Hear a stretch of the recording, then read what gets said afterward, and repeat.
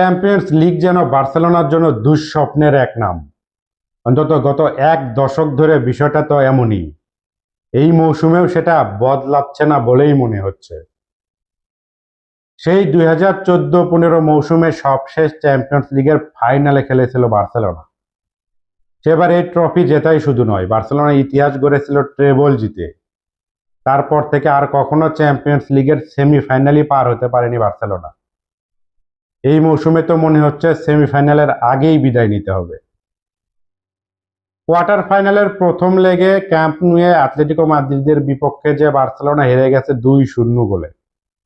সত্যি বলতে দ্বিতীয়ার্ধের পুরোটা সময় একজন কম নিয়ে খেলে জেতা খুবই কঠিন ব্যাপার। যদিও অ্যাটলেটিকোর বিপক্ষে ম্যাচ জুড়েই আক্রমণে বলেন সবকিছুতেই দাপট দেখিয়েছে বার্সেলোনা। সুযোগও পেয়েছে অনেকগুলা, কিন্তু কাজে লাগাতে পারেননি কেউ। ফলাফল 2-0 গোলের হার। এই ক্যাম্প নুয়েই গত মাসে কোপা দেল রের সেমিফাইনালের দ্বিতীয় লেগে অ্যাটলেটিকোর বিপক্ষে 3-0 গোলে জিতেছিল বার্সেলোনা। এই তো 4 দিন আগেই লা লিগার ম্যাচে অ্যাটলেটিকোর মাঠে বার্সেলোনা জিতেছিল 2-1 গোলে। সেই অ্যাটলেটিকোর বিপক্ষে এবার ঘরের মাঠে হেরে গেল বার্সেলোনা খুবই নাজুকভাবে। অ্যাটলেটিকোর জন্য এই জয়টা কিন্তু বিশাল ব্যাপার। সেই 2006 সালে সবশেষ ক্যাম্প নুয়ে বার্সেলোনার বিপক্ষে জিতেছিল অ্যাটলেটিকো। দীর্ঘ 20 বছর পর আবার এই মাঠে জিততে পারল তারা।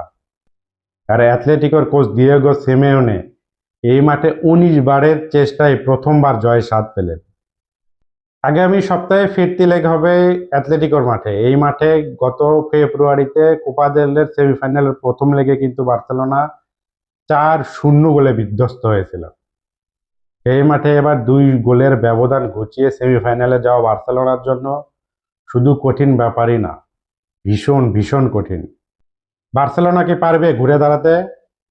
কমেন্ট বক্সে জানান আপনার মন্তব্য।